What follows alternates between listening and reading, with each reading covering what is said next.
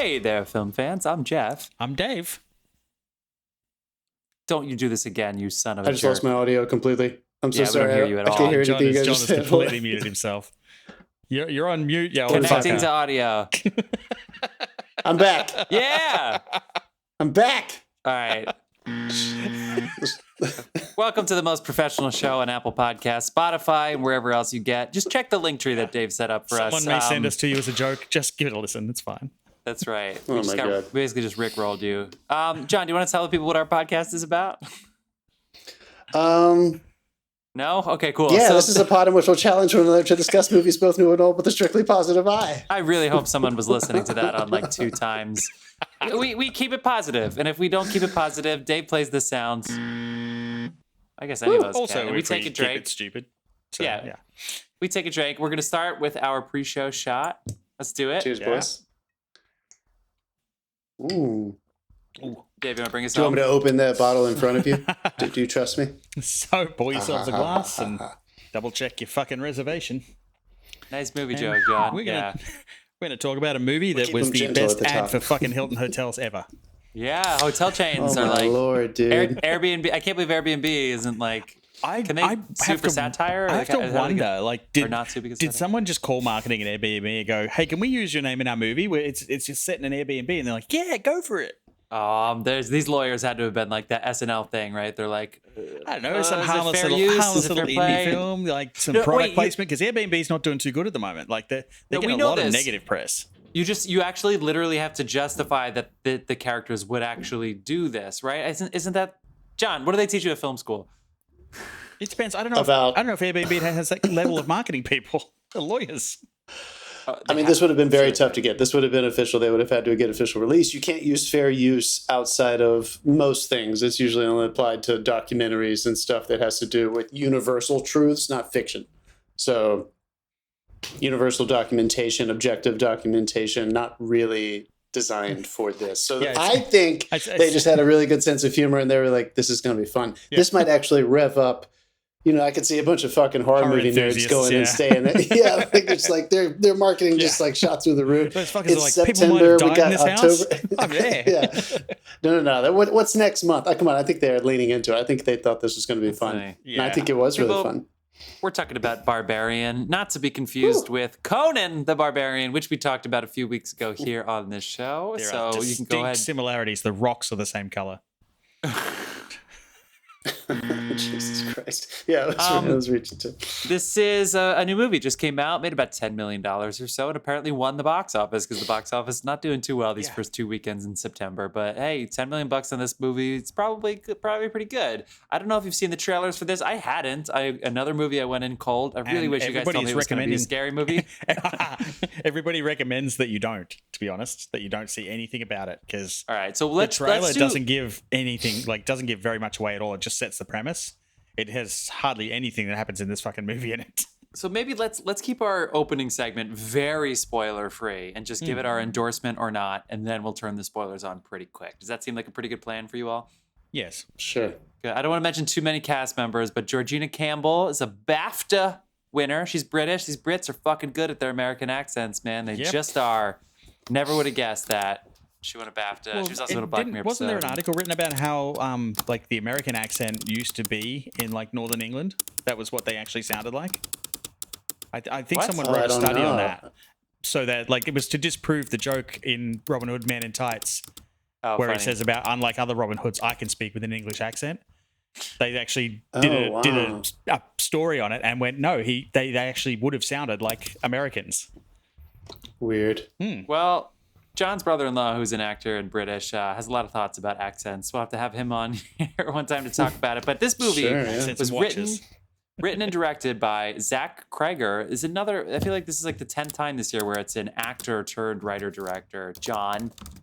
Hey. Who has some IMDb credits as an actor and is getting going. A couple TV series things here and there that he's been directing and writing, but I guess this is his coming out picture. He's coming out. This also co-stars Bill Skarsgard, which I've been thinking recently. I know he was in the movie with Robert Pattinson and Batman? Tom Holland.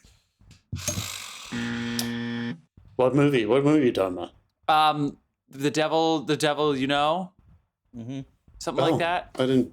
He's in know that movie. But anyway, I've been like, where is this guy? He did those 2 It movies, probably made a lot of money. Like, where is he? And then I saw him in he's been everywhere. He's And he's the executive producer on this. He was also in Eternals, but he was doing the whatever the fuck they did. I don't know how you describe that shit. What'd you say, John? He was the one of the executive producers on this. I saw that too. Well, also shout out Justin Long, and apparently there's a couple people that I'd recognize, but Kate Bosworth is in this movie. I kind of don't even remember that, but shout out. Anyway, this movie, Barbarian, I don't want to say much about it at all because I really like going in cold. But let's just say, since we've already talked about the Airbnb, the IMDb description of this is: a woman staying at an Airbnb discovers the house she has rented is not what it seems. But before we get any deeper into Barbarian, now that we've got you hooked, John, can we shout out our people, please? We apparently still have a beer sponsor.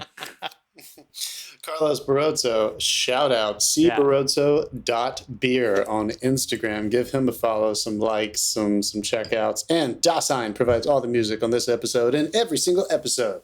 That's Dasein. Check him out on all the music platforms. Guys, Dasein is the Radiohead of our podcast for sure. He is going to I just saw that he posted this. He's going to donate 100% of his merch. I guess he has merch. 100% of his merch proceeds.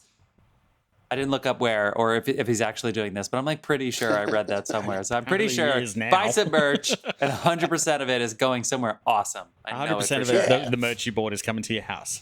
That's right. Yeah. All right. I actually don't have a gripe of the week. Does anybody in here have a gripe of the week that they want to get off their chest? I have a little bit of a hilarious one. Okay. Can we please start the 1-minute gripe timer? Starting now. Go ahead. Okay, so have you been following this thing with Neil Gaiman on Lord of the Rings? He basically posted about how he got invited to the premiere, and Elon Musk decided to take a shot at him and say how crap Lord of the Rings was. And then everyone on the internet's fucking piled on and is up Neil Gaiman like crazy for fucking up the Lord of the Rings series and ruining Lord of the Rings canon and doing it. And he's just been trolling the shit out of them for a week. Yeah, because the ratings are good. It's been amazing, but also you dickheads. It's so stupid. I mean, how are you getting by on the internet? You obviously can't read. Wow. Dave, that's a good one. I'm looking up because I'm the ignorant guy. I didn't know that until you just said it. Did Neil Gaiman write The Rings of Power? He had nothing to do with it. Nothing to do with that. He just went to the got premiere. invited to the premiere and posted a photo of himself at the premiere. That was it. There's nothing to do with And now all these other idiots have got the impression that he wrote it and wrote the... Also, Rings of Power, by every metric, is doing very well for Amazon. So... Try to shame your hearts out, it's dickheads. Very pretty. Hats off to the Remember the environmental 80s artists. when nerds were kept in their place and they were just trying to sneak get their friends' sisters' underwear and they knew they weren't supposed to have that much power and speak out. Remember that time? Elon Musk? Come on, man. The guy who worked so hard to get where he was at, he really suffered along at that emerald mine in Africa that his German dad owned. Yeah, God, what a... Credit for buzzing that. I'll allow it. Anyway, rags to riches also, town, I don't know whether you saw Donald Trump's a knight now. What? He announced over his social media platform. I'm starting the timer again. He announced over his social media platform that the Queen secretly knighted him when he went over to visit her. And I got whiskey up my nose. It was a huge knighting. Yeah, she totally did it. I'm the best knight. It was the best knighting of all time. The upshot of this is everyone, of course, went straight to the Constitution and pulled out the piece that says that if you accept any foreign title, you can't. The Queen doesn't knight people who aren't anything. from the Commonwealth. It's so stupid. The idiot now has to either admit he was lying or not run for anything anymore. First time. Oh yeah, for sure. Everything I get. Let's give it up for Dave. You're from the Dave, Commonwealth. I literally had whiskey in my nose. You son of a bitch. That was really funny. God save the Queen. Sorry to see that massive passing of the torch, but she crushed it. I know the Queen had. And selfishly, we are an entertainment podcast. I think it's going to make The Crown, already a kick-ass series, that much more powerful next season. I do like that they paused the production rewatch out and of respect. That was a cool move. Yeah, absolutely. I might start watching that show now. She made some mistakes, but all things considered, of course, she's human. really She ran for 70 years. You better make a mistake. I made some mistakes last week. Fuck, dude. I didn't colonize India, but she didn't either. But yep, okay, yeah, I know. She inherited the wealth. Whatever. Okay. This is not for us to litigate. John here has a hard out tonight. He also apparently had a hard in, and people tell me that he might. I don't have a hard out. Did not finish that Mr. Sir David Greeneth of the land of he has the heart out, not me. I have the heart out. You all kind of ruined my joke, so fuck everybody. All Sure, right. I was trying to just brush over. I think everybody got it. You kind of telegraphed it. Did I ruin the setup for this movie? So I pitched it before. So let me read What movie are you talking about? Conan the Barbarian. The sequel to Conan the Barbarian that's set in Detroit. Okay, so this is Barbarian, written and directed by Zach Kreger, only in theaters right now, made about $10 million. Number one at the box office. A woman staying at an Airbnb discovers that the house she has rented is not what it seems. Who would like to go around with your initial, very spoiler-free takeaways? We're gonna turn that spoiler banner on pretty quick. After that, who wants to go first? I'll jump in. I find it a little bit. I find it a little bit of serendipity that Hilton Hotels at the moment is running an ad campaign under the banner "It Matters Where You Stay." And I thought, how fucking lucky did they get that then this movie comes out and just cements the shit out of that? I went into this really fucking nervous because famously I'm a giant weenie in horror films, and I knew it was going to be tense. Like Edgar Wright posted that this was like a really, really good horror film. So I'm like, oh shit. So I went in and I sat down, and there were, I want to say 30, 40, because I saw this in Dolby Cinema, maybe about 40 people in the theater with me, and we're all bunched together. Oh, wow. Which was great because this is one of those horror films. Like, you didn't have the psychological horror films and stuff you can sit there and watch by yourself. This is something you have your friends over and sit there and there are some points in it that are ridiculous. That's a horror thing. It gets that, and a horror crowd will forgive that. Absolutely. We all had a great time. There were people fucking like jumping and screaming and shouting at the screen like, no, don't go down there, and all the usual things. The poor girl next to me nearly climbed into her boyfriend's lap during the course of the movie, and she had her hands over her face. She could not handle the level of tension, and they brought the fucking tension in certain sections of this movie. I'll talk about a bit later about what they did, but I enjoyed this. I think because I was there by myself, a couple of bits at the end kind of irked me, but other than that, it was a fun ride and a really good ride, and you'll be like, what the fuck is going on at least 3 or 4 times through this movie. Yeah. Awesome. Yeah. I want to know, let's not forget I want to know what irked you at the end. But I couldn't agree more. John might be agreeing. John might be ready to agree.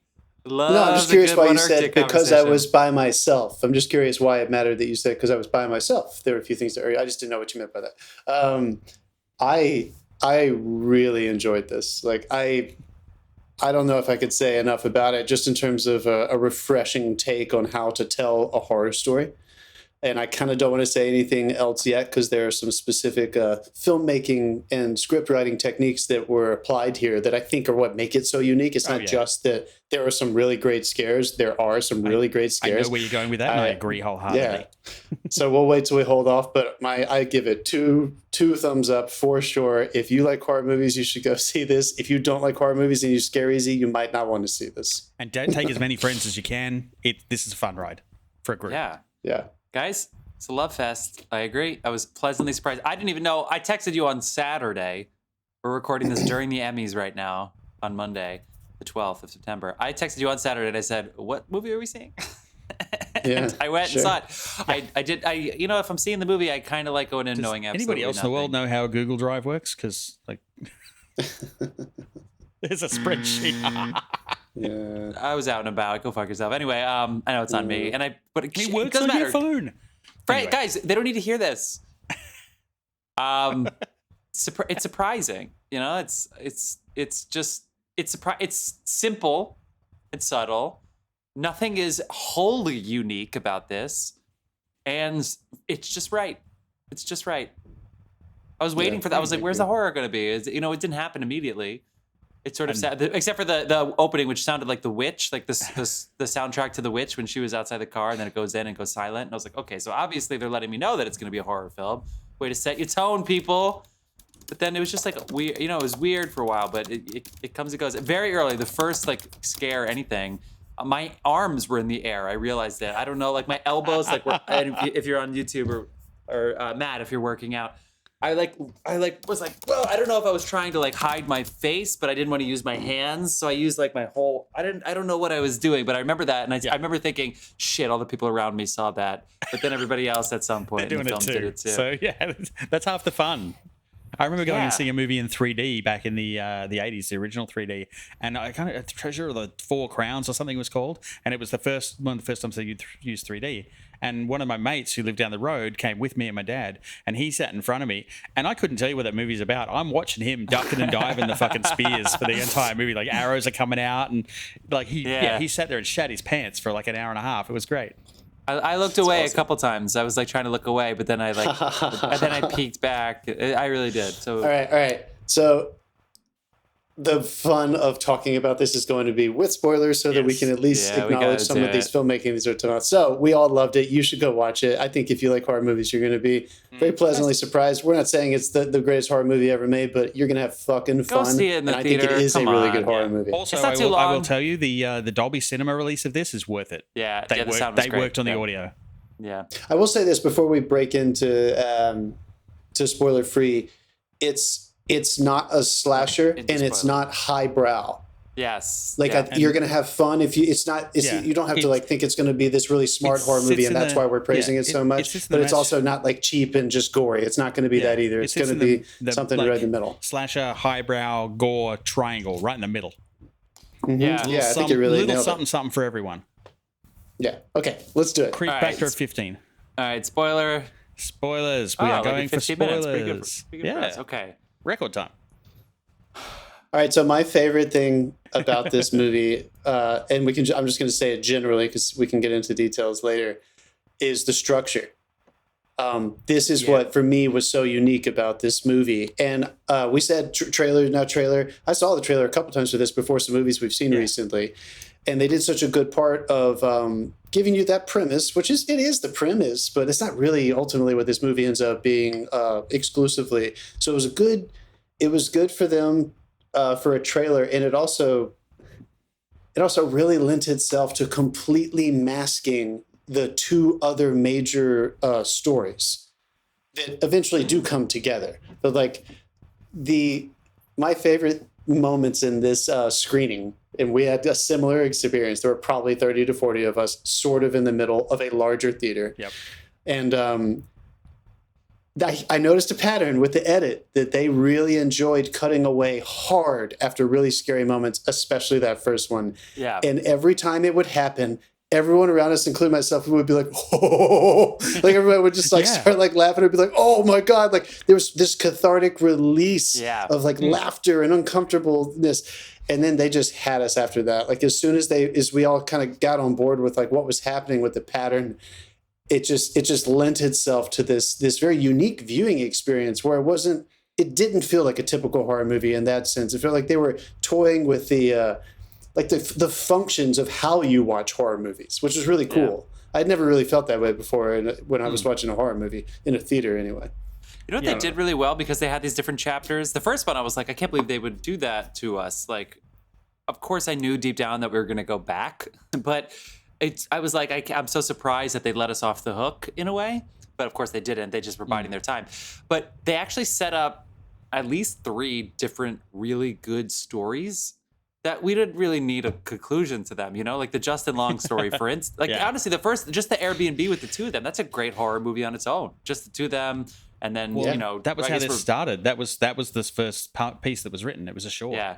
But then the Justin Long one comes in and his backstory is very relevant right now, very prescient, and it's good. You want to know what's going to happen. And then you have the other guy, you know, when they do the time jump, they go back in time. And that's good isn't the right word, but that's a very captivating story. And then that is, you know, it's all these like stories are such good stories on their own. And then rather than have to get to those parts where you have to explain and you have to, you know, right when they get there, it's like, nope, they allow the thing to take over. I thought that was great. I liked it. Like they had like ancillary characters like the bum who comes running at her and scares the shit out of her. And he has this throwaway line. You gotta give her some space, but I guess, you know, he was on an agenda. Yeah. But it was like, it's kind of like they used him to get a piece of information out there, and he just this quick throwaway line of she's not even the most dangerous thing down there. And Dude, you're that's like, kinda- and yeah, then you're like, what the fuck else is down there? Like, but straight away I knew. Yeah. But because The entrance, set it up. Yeah, that entrance, yeah. That's Complete kind of what I was misdirect. talking about. Like, it was a good misdirect, and like they were playing on like just like what would this normally mean? And the I'd fact that fucking they run too if he came howling down the street at me in that neighborhood. So this movie, I kept trying to think on my way home, like, what am I trying to say when it's not just the fact that it's like classic horror techniques and it's in the storytelling. Like, there is something almost otherworldly about the scary antagonistic creature that is in this movie. But then you find out as the story progresses that something that also lends itself to the fear is the reality of that bad neighborhood. A very real serial killer that has to do with the creature eventually. So it was this wonderful back and forth. They gave you these breadcrumbs along the way of something that felt like, are we watching the movie Descent?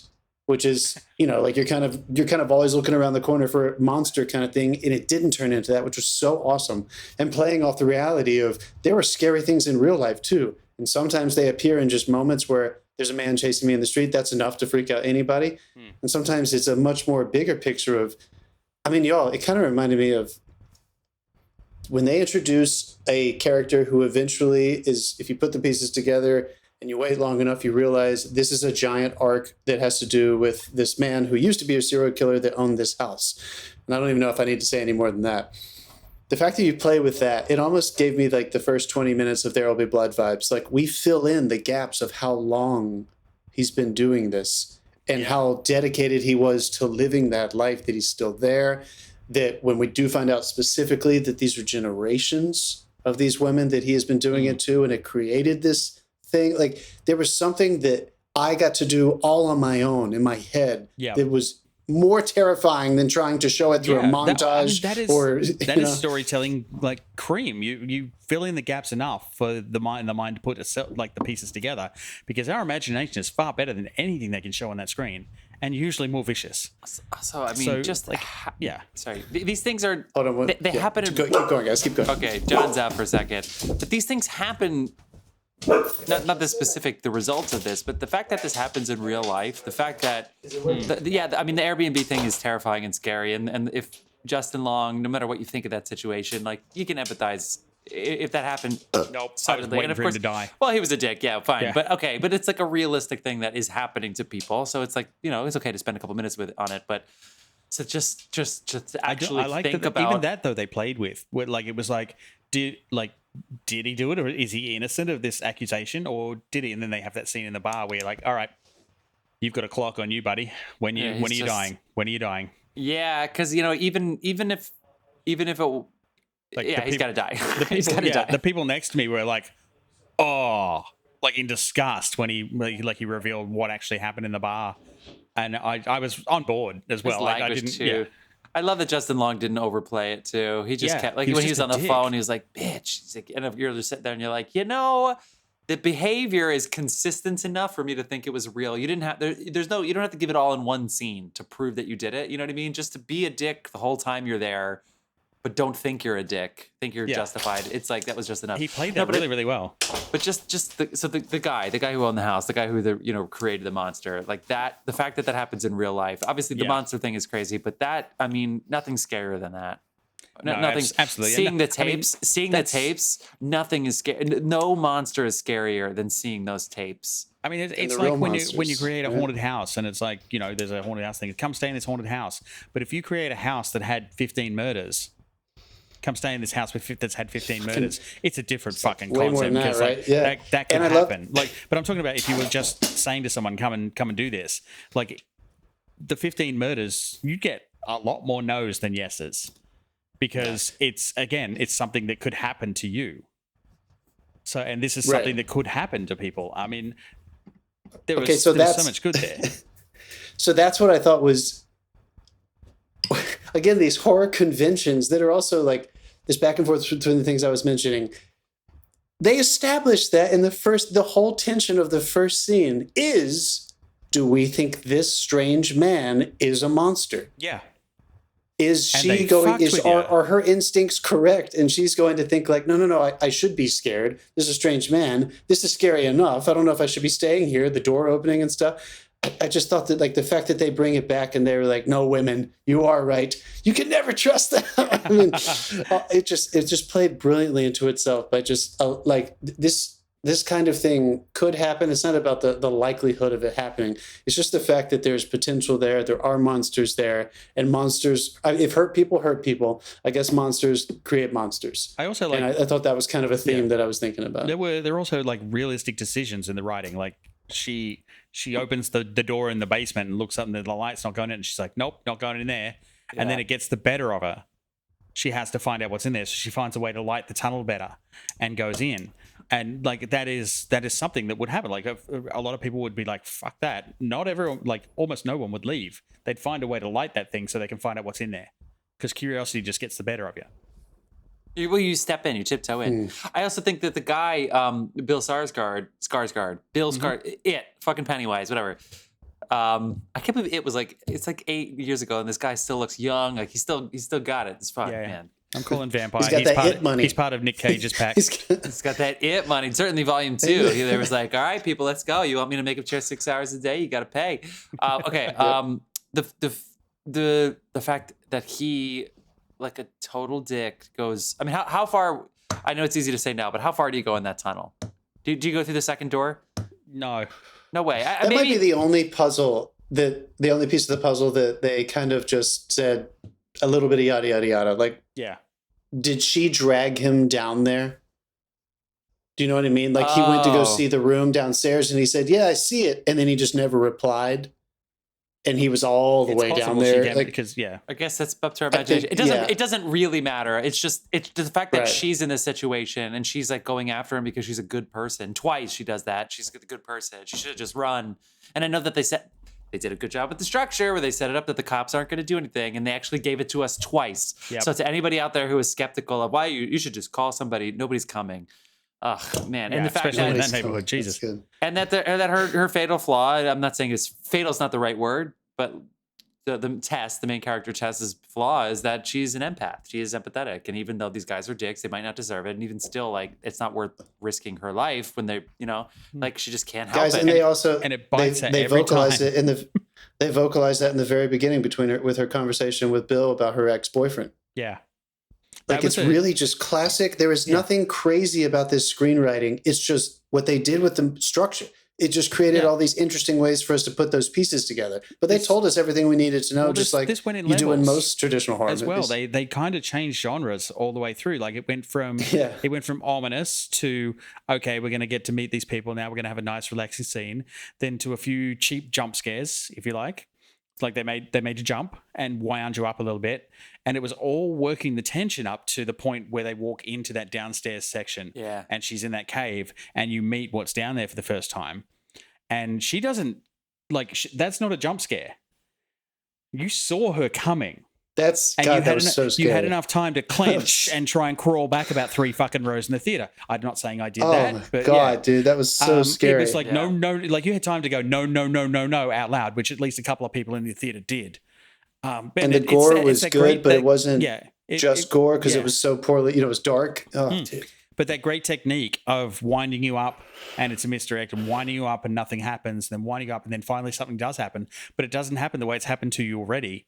It happens something like slowly, and it just makes it fucking worse. Okay. Dude, you're totally right. I mean, first of all, that scare, that was magnificent. Like the introduction, we all knew it was going to build to something down there. We knew it was coming. It's in the trailer. Yeah. That Bill says when he's like screaming, he's like, "Help me!" And you see him in the tunnel. So, but when that moment happened, this made me think of the past two weeks. We've had conversations at some points about the positive and negatives of having CGI. This movie is the biggest example I can give for why that stuff is just not necessary. If they had showed her moving in such a way at any point in this movie, where to try to really show her strength and how quick she can move, which they imply through really fun camera techniques, I would have lost it would have lost everything for me because I just wouldn't have been scared anymore. Yeah. But the playing with like real traditional things like that, Dave, like we see a dark tunnel that is so exposed so well that you barely see her as she's coming forward, whether she's moving quickly or slowly. Classic. The ways that they cut away from her when she's moving quickly. As well. The lens choice in that cave section was perfect. Was it long? Because it's like it's super. It did look like it was long. Yeah. Yeah, I think so too. I think they were probably standing like 10 feet behind them so that they could really play with. Oh yeah, it was really brilliant. I don't want to bust your bubble. Yeah, as well, I couldn't stop thinking about that. I that. sat through the credits, and there were at least 4 visual effects companies. Credited. Look, there had to have been just compositing though. It was just compositing, so it was probably a couple of layouts, like because they shot some of this in Bulgaria apparently, and California, and I know they got the lookbook from Detroit, but I don't know if they actually shot there.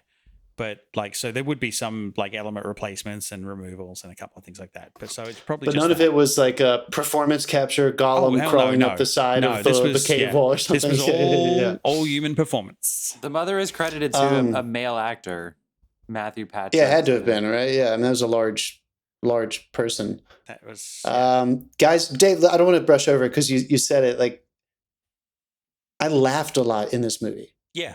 Like the dynamic, the range of was it a release? No. Well, part of it was what I was saying. Like when they cut away from that first scare, just like whoa. And after that, we all kind of laughed. But then Justin Long made me laugh when he was measuring. I was my whole theater was dying, dude.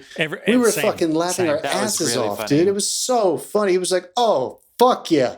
This was the best performance he's ever given. By the way, I believed every breath he took. I would be behind that 100%.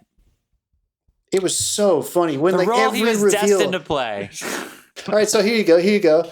This is just the techniques. Nothing is new, but it all felt so fresh. Rule of threes kind of concept. You think that joke would have gotten old every time he found a new place, and he would just be like, "Oh hell yeah!" It got even funnier when he got to the dog cages. Yeah, and it was like blood everywhere, and he was like, "Shit, that should put a normal person, like any normal person, would be like, nope." He's like, "Sweet." Then he found the fucking doorway down even further, and he's like, "Extra." And I'm like, by this point, even you're all under the way the up neighbor's to the house. Like it doesn't count anyway. All the way up to the. We don't have to go to the details yet, but all the way up through the very end, his last big gesture, I was like, I was kind of half laughing, half like, what the fuck is happening? And then when she chases, when she dives, we all started laughing. The whole theater laughed. I mean, my theater laughed uproariously at that. I mean, I think that was the part I was talking about where I was like, because I was by myself, I don't think I enjoyed as much. It just kind of looked ridiculous. I might have picked a different angle for that, but that is a horror trope. I think it was supposed to. But yeah, well, that's a horror trope. So that is you've come this far.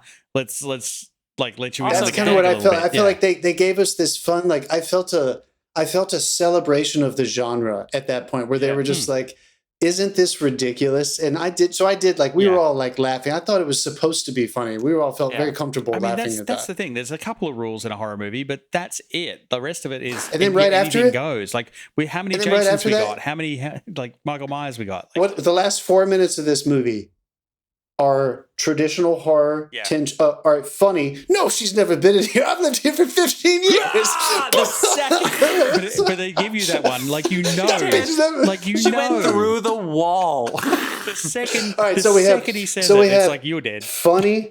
We have drama right in there. This is like within like 8 minutes. We also drama have when they're there. The dark redemption that you think you're getting. Yeah. So we have that, the drama. Yeah. We have that humor that's kind of like slasher style, like this is ridiculous creature humor from the 80s. Then we have tension, actually trying to escape. We're right back on board with the tension. We're running up the stairs. We're trying to escape. The second they stepped on the stairs of that water tower, they're fucked. Yeah, so they're going up there, but it still felt tense. And then, him getting up there, throwing her off, and it just felt like we're tying in all of his storyline and her storyline into the ridiculousness of it, back into gore when she tears his head apart. Yeah. And then, guys, I was moved by the ending. Well, the drama of the I was like, oh my god, this is sad. Yeah, I went all over the place in the last 10 minutes of that. A lot of that performance was like her. She like had this realization that this thing does think I'm its child and it cares for me. And then she blows his fucking head off. So but that again, that's the final girl thing. Like, and the like those last clips that were interspersed with the first section of the credits, like that is absolute 100% final girl in the horror film. So Mm-hmm. Yeah, he ticked. It's like he went through the whole genre and went, "I'm going to pick this. I like this. I like this. I like this, and we're going to put that all together." And it meshed perfectly. I guess I don't know how he did it. But great. I know when Scream came out that people had some good laughs because like people thought like, wow, that's a really complete new kind of horror movie that's playing on all the tropes of the genre and pointing them out. And I think the whole. Pointing out gratuitously, but I don't think the humor came from the essence of the horror genre itself. They were just funny things that high schoolers were saying. There were some characters that had some moments that gave us some levity. Yeah. This felt like, I don't think I've ever been, and I never get scared, and I'm not like actually scared, but I had some really fun, scary moments where I don't know if I've ever really been that scared before from those kinds of moments. And I definitely don't think I've ever had that much of fear factor with the range to the laugh and the drama. I don't know if I've ever. Can you guys think of any other movie that has done this before, like this well? Not this well, no. Yeah, not because they always choose one. Like I like Cabin in the Woods, but it's funnier. It's like, not quite as it's not dramatic. You have to go back to I don't think it's scary at all. Return to the Living Dead Part 2. Really, well, yeah, it's not really something scary. Like that. Like that it's was fun. That was it's horror super comedy. fun. I mean, again, like that shit. The beginning was so scary. I think it's really cool. We already kind of touched on it, but I love that Bill Skarsgård is just like, you know what? Everyone knows that I live in the horror world. I want to try to get behind and start helping people make these movies. And the fact that sometimes this is why casting is important to people. I don't think everyone on earth who sees this movie is going to know for sure that he's Pennywise, but I think a lot of people will because horror fans see horror movies. I might go see this again in the theater just to watch that kind of movie with another audience. This is why casting works. Everyone thought that he was going to be one of our main characters, right? And Everyone thought that he was going to have some kind of threatening presence, and you're waiting for that to be the turn. And it just did so well. The same thing with Justin Long. Like, you're kind of supposed to laugh at him, right? Like, what a weird casting choice for a horror movie. So they set you up into this place where... he has a long history in horror. Jeepers Creepers, man. Yeah, but you're supposed to laugh at him, right? Like, I feel like Jeepers Creepers was a little more serious. But yeah, gotta hate that movie. That's one of my least favorite movies of all time. But I know what you mean. Yeah, I know what you mean. I just thought it was like we're gonna give him like really serious subject matter that is going to be palatable because it's coming through him. Yeah. We're not. You don't assume that he's going to be eventually like just as much a part of the drama and the tension. I just thought there were so many interesting choices that they made in terms of like the actual putting together of this film that lent itself to this. I don't think it would have been quite as successful for us, maybe people who know movies pretty well, if it didn't have those casting choices. Can we talk about it's funny. One of the guys on our very famous now Halloween show a couple of years ago, Marcus, went and saw this, and he's an actual avid horror director. And he has been raving about it since I told him to go see it. It's like he's been just absolutely over the moon that like this. He's like thought it was great. So that's coming from someone who lives in horror. That's awesome. For our horror fans who love Bill Skarsgård, so he has 2 movies coming out this year: Gilded Rage, about the infamous murder of an investment banker whose death is originally a suicide, but whatever. And he's going to be in The Crow remake. They're remaking it. Wow. Again, and then next year he's going to be in John Wick 4. Wouldn't you be nervous doing a remake of The Crow? It's like the last guy that did it didn't have much luck. Yeah, Rupert Sanders is helming this one. Based on the original graphic novel, of course, reimagining. I'm sorry, I'm going back to this. You turn up for work, and the first thing they do is send you for facial scans. It's like, a movie called Emperor, and then he's going to be in this movie called Boy Kills World, where he plays Boy, where it's a dystopian fever dream, where he's a deaf mute. When after his family is murdered, he is trained by a mysterious shaman to repress his childhood imagination and become an instrument of death. His photo looks very Bruce Lee. He's ripped and he looks like he's about to kick some ass. So that's what's coming up for Bill Skarsgård. Not a lot of comedy in his future. You just described primary school in Australia. Look, the guy, I mean, you know what? Half the battle of being an actor in this business is accepting your type. And Mr. Bill Skarsgård and Mr. Richard Brake, who plays the serial killer from the 80s, those gentlemen they just look in the mirror and they have accepted Yeah. no one thinks I'm not going to kill them. See, like well, every person I meet, I didn't at first. I didn't either. I thought he was playing I against did it. Not that he couldn't. I did not once cross. What? Whoa! Are you talking about Richard Brake or no? I'm Bill? talking about Bill. Skarsgård. Richard Brake. I saw it for 1 second.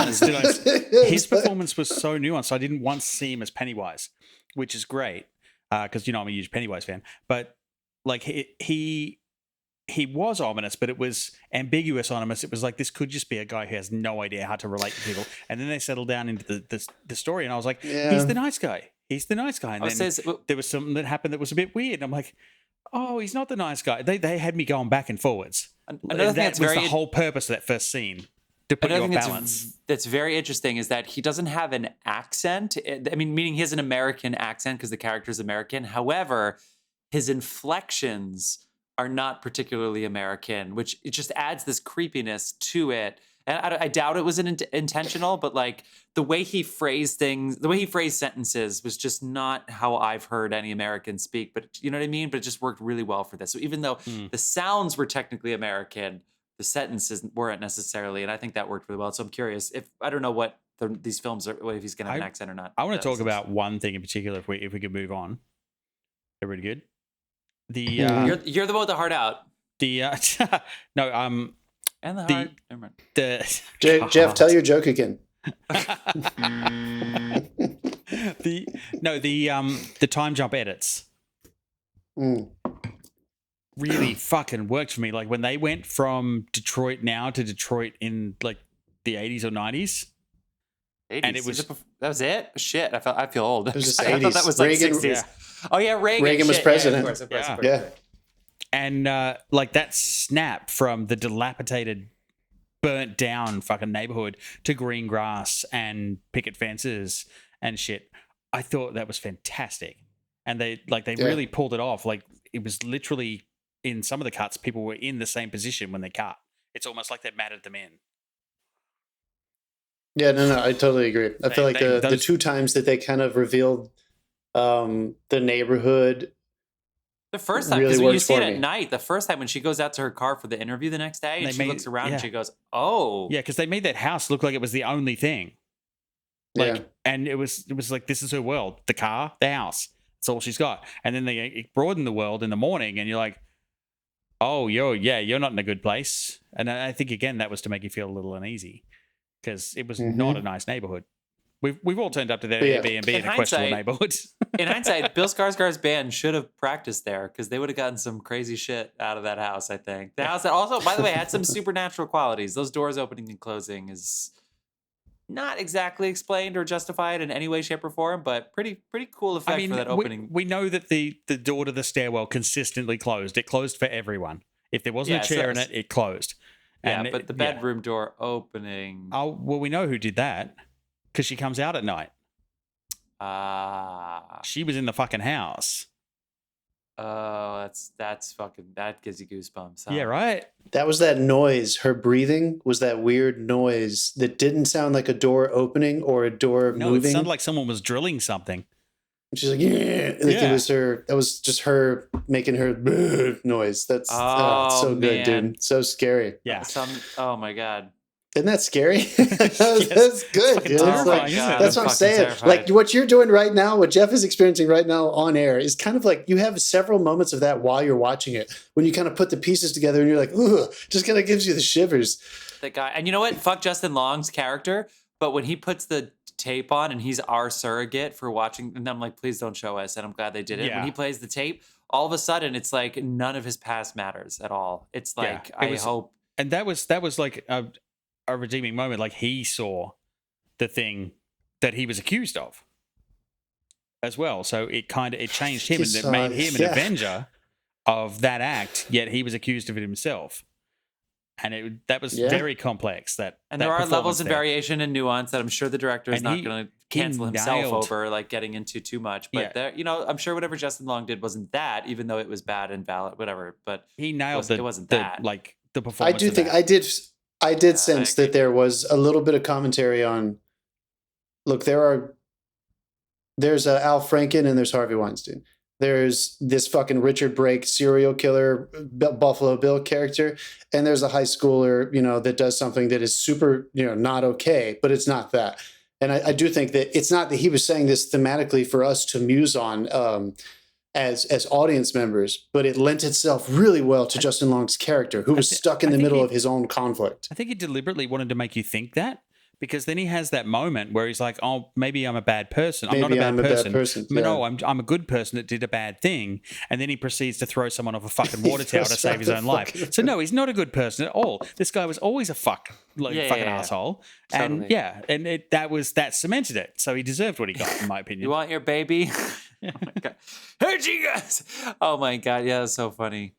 God, that shot was so funny, dude. Well, I guess I love the one second. Let's give it a call out to the because we acknowledge that the actor who plays her, does she have a name? Did they ever name her? I don't think so. No, the lady. I don't think so either. Yeah, she doesn't verbalize her how she likes to be identified personally. Or they refer to her. Yeah. The creature makeup, the prosthetics, the breasts, the body. It looks so real. I bought every little piece of it. There were close-up shots of her nipples and all sorts of things. The hair was everything looked so realistic. Again, they lent themselves. They had a bunch of dark light. Like she was never in like bright white fluorescence or anything. But there was that one daytime shot where she's like reaching out, and I still bought all of it. It all looked very, very, very real. That was the terrifying part. Yeah, very Mrs. Man, that was scary. Yeah. She's not supposed to come out of the house. That's what in my head. That's what I was thinking. I was like, "What is she doing? She's supposed to be in the dark cave." Oh, that fucking! He broke the rules at the front time. You knew when she went inside that the mother wasn't going to be there when she came back, right? With the car, you knew that when she went into the tunnel. Yeah. All right. Well, friends, I think we deserve this. That's also we're recording this during the Emmys, which are supposed to be wrapping up right now. So I think it's time. That's fair. A round for all of us. We're gushing about this film. I can't remember. Was Top Gun the last time that we've all been like absolutely 2 thumbs up, like 6 thumbs up from our podcast? I wasn't here for Top Gun. You weren't here, and Jeff, you weren't here for Elvis, which we really enjoyed. So I can't remember the last. Maybe Elvis Everything Everywhere All at Once was the last time. I think it's HBO now. I watched it. Yeah, that was my recommendation for last week. It's on HBO. So anyway, go see this movie. Go see it in the theater. We loved the black phone. Not as much as this, but we did really enjoy. No, I think I like the black phone more than this, but I enjoyed this. What? Very, very not close. Not based on art. Okay, fine, whatever. Yeah. You do you. But not surprising. I think. All right, so my best. One of my good. Last thing I'll say. My best friend and Dasan, my brother. I've heard of him. They did not like Black Phone as much as we did, and I totally understand. I've had several people who listen to our podcast tell me like, "You guys really, really enjoyed it." I don't think I. Thanks for recruiting, John. We really appreciate it. Yeah, no, come on. They still listen to the episode. Music will be provided by Achy Breaky Heart and Rick Astley. Wait, we can't afford them. Get the fuck out of here. Fuck you. I think any horror fan would be hard pressed not to enjoy watching this movie. I just can't believe how much it lends itself to all the things that you want from a horror movie and then some. This is someone who likes horror, I think. And that's what you want in charge of your horror movie. But not in the cheesy way, because no offense to Marcus, but like a lot of the horror fans, they like the cheese and the slasher aspect, and it's never going to be enough for me. I just think those are bad movies, and I don't enjoy them. I think they like them because they're bad. This is not a bad movie. No, but you're right. In order to... No, you're right. This movie you need that first scene to be a very rich drama. To ground it. Now, of course, obviously it's scary and there's horror tropes in there, but that is great scene work. That's really good scene work that's in there. Yeah. All right. All right. Good stuff. 4 minutes. Dave, you're ready to rock. I'm not gonna play the fuck you, John, but we'll just go ahead and wrap it up, people, with our recommendations of the week with our segment, What You Been Watching. Dave, what have you been watching? I've had a busy couple of weeks, so I haven't watched too much, but I did happen to see it popped up on HBO Max, so I immediately put it on because it's one of my faves. I watched Hot Tub Time Machine. Oh, yeah. Oh, shit, dude. Yes. Dude, I can't vouch for the sequel, but the first one is fucking great. When Craig from The Office is having sex with the woman and it's not his wife and he's crying in the hot tub while he's having sex with her is one of my favorite movie moments. He's like, I'm so sorry. And they're like, you need to do this. I love when he calls his wife. Yeah, she's not. No, the best part is when he's like, It's so black. We all know what part I'm talking about. I've been busy as crap doing some drama and sad things happening in our life, but also good things with some health issues in the family. I was away all weekend shooting a documentary, but I did get to see a documentary this week at one point called Viva Maestro about the Los Angeles Philharmonic music director Gustavo Dudamel, who is also the music director of the Venezuelan orchestra when it was still performing a lot more. He conducted West Side Story. David Newman music directed it. So this is like a celebrity. I don't think we've seen somebody with a presence like this since Leonard Bernstein in classical music, especially as a conductor. It was a really great documentary. It's already been out in theaters, so I think it's going to be coming to streamers soon. But if you like classical music, or the message overall is how art can kind of help transform societies and bring people together and stuff. It's got that message. It's really well done. It sounds good. I definitely recommend giving it a shot. That should let you in on how diverse we are. Like John's really classy documentary about a internationally renowned Hot Tub Time Machine. And I have Hot Tub Time Machine. That's so funny.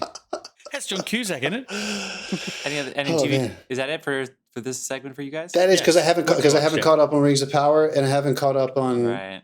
I still haven't started the Game of Thrones one that you guys like. All right. Right now we're at Rings of Power episode 3 has aired, and Game of Thrones episode 4, which was the episode for anybody who watches. It's basically a Rhaenyra episode, and I won't say too much more about that. But time. I haven't seen it yet, but yeah. I will say though, between those two, I started on Sunday night and I realized I hadn't watched Rings yet. And I watched Rings first before Dragon. So if I had my choice, and that's what I chose. So that's where I'm at with the show. Yeah, you were more excited. I was a little more excited for Rings. Either watch, George R. R. Martin or Neil Gaiman.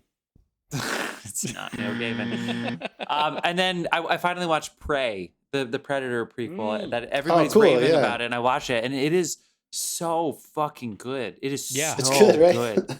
It's so amazing. Fucking good as the cast too, as well. I'm glad you said that, dude. Because I am almost done. I was waiting while these guys were doing maintenance work in my apartment. I couldn't get any work done, so I put on Predator 2, which I've never seen before. Have you got to the end? Jeff, do you know the premise of Predator 2? No, I don't. I didn't either. I had no idea what it was about. First of all, it's Danny Glover. I'm too old for this shit, right in the prime. Yeah, I love it. And it takes place in inner city Los Angeles. The Predator comes All we care about, have you got to the end yet? He's in the ship right now. Don't tell me how it is. No, you're about to get one of the best after-fight quips in the history of cinema, and I will fight anyone. Oh, God. I remember you said that. I have fought people over this, so yeah. He's the man at this League Girl and Prey's been working. So there's so many movies. Is good, though, there's so many movies. There's so many successful young performers. The girl from Coda. So many TV show actors. There's so many good young performers out there. I hope they have range, because I would really like to see the I don't know what her name is at the beginning of the lead of Prey. I would really like to see her bring in Legion else as well. Yeah. Right, correct. Yeah, but now she's 21, so now she's ready to. That was great. It was on Hulu, I think. It's really great. All right. I thought so too. All right, and NFL, of course, guys. I watched a ton of NFL the past couple of days. It's fantastic. We're back, baby. Dude, that Bears game, it was so fucking wet. Did you see it? Did you watch that game at all? I just talked about NFL. You said that Bears game is so wet. I just fucking love a rain game. You just don't get to see them very much. I just don't think I've ever seen a football game in that. Yeah, sure. Your Panthers were close, crazy. John. Terrible first half. Almost got them in the second half. Giants are 1-0 thanks to a missed field goal. We love it, baby. Saquon's back. Must see TV thanks to him. Okay. Thanks for joining our episode about Barbarian, not Conan. This is a really fantastic movie. Tell your friends. I'm hoping you've already seen it. Otherwise, we just spoiled the whole thing for you. And I think that's it. Friends, before we go, any other quips you have? Nope. Jeff, tell another really good joke. Get the fuck out of here. I'll see you guys soon. Next week, we're going to watch a great movie. I know it. Can't wait to ask you guys what it is on Saturday. Yeah, me too. What are we doing?